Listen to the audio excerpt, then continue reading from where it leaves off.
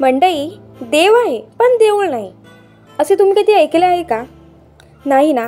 तर चला मग आज तुम्हाला अशा प्रसिद्ध देवस्थानाचे दर्शन घडवते की जिथे देव आहे मात्र देऊळ नाही. नमस्कार मंडळी, मी रोहिणी यादव आपल्या सर्वांचे पुन्हा एकदा आपल्या यूट्यूब चॅनलमध्ये मनपूर्वक स्वागत करते.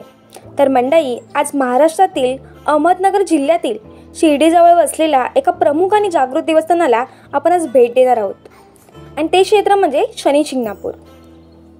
अहमदनगरपासून 30 किलोमीटर अंतरावर नेवासा तालुक्यात सोनई गावापासून जवळच शनीचे शिंगणापूर आहे. हे प्रसिद्ध तीर्थक्षेत्र म्हणून ओळखले जाते. येथे शनिदेव स्वयंभू पाषाण रूपात विराजमान आहेत. इथे श्री शनीश्वराचे स्वयंभू जाज्वल्य देवस्थान असून शनीश्वराची मूर्ती 5 फूट व 9 इंच उंचीची आहे. या मंदिरात असलेले दगडी स्तंभास शनिदेवाची मूर्ती मानली जाते. असं बोलतात की सुमारे 150 वर्षापूर्वी एका पुरात शिळा वाहत सोनई गावाजवळ आली. त्या स्तंभाला तसा वेगळा आकार नाही. त्या रात्री शनिदेवाने एका गावकऱ्याला दृष्टांत देऊन मामा भाच्याने मिळून माझी स्थापना करा असा दृष्टांत दिला आणि गावकऱ्याने ती शिळा उभी करून तिची पूजा करण्यास प्रारंभ केला. विशेष सांगायचं म्हणजे हा देव उघड्यावरच एका चौथऱ्यावर आहे. देव आहे पण देऊळ नाही असं या देवाचं वैशिष्ट्य आहे. एका व्यापाऱ्याने नवस बोलल्यानंतर त्याला शनिदेव प्रसन्न झाल्याने त्याने शिळेभोवती चौथरा बांधला आहे. शनिदेवाला प्रसन्न करण्यासाठी येथे तेल वाहिले जाते. मूर्तीच्या डोळी वृक्ष पण नाही.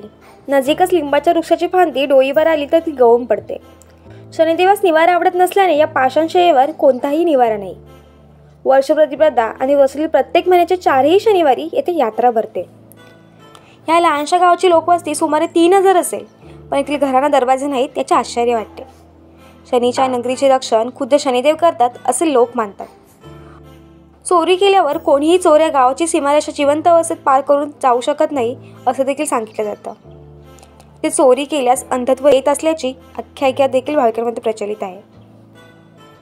येथे पर्यटक मोठ्या संख्येने येतात. अगदी जगावेगळे असलेले हे देवस्थान चमत्कारांमुळेच खूप प्रसिद्ध झालेलं आहे. येथील मंदिर दर्शनाचे नियम अतिशय कडक आहेत. देवदर्शन दिवसातून कोणत्याही वेळेस घेता येतं. स्त्रियांना मात्र चौथऱ्यावर जाऊन दर्शन घेण्यास मनाई आहे, मात्र दुरून दर्शन घेता येतं. या स्वयंभू मूर्तीबद्दल अनेक आख्यायिका भाविकात प्रचलित आहेत. येथील कथाही रोचक आहेत. शनिदेव येथेच वास्तव्य करतात असं मानलं जातं, त्यामुळे येथे चोरी होत नाही असं सांगितलं देखील जातं. तुम्ही कधी या देवस्थानाला भेट दिली आहे का? आणि दिली असेल तर तुमचा अनुभव कमेंटमध्ये नक्की कळवा. आजची व्हिडिओ आपल्याला आवडली असेल तर व्हिडिओला लाईक करा आणि आपल्या यूट्यूब चॅनल नवीन असेल तर यूट्यूब चॅनलला सबस्क्राईब नक्की करा. चला तर मंडळी, आजच्या व्हिडिओमध्ये आपल्या सर्वांचा निरोप घेते. पुन्हा एकदा भेटू अशाच एका नवीन व्हिडिओमध्ये. धन्यवाद.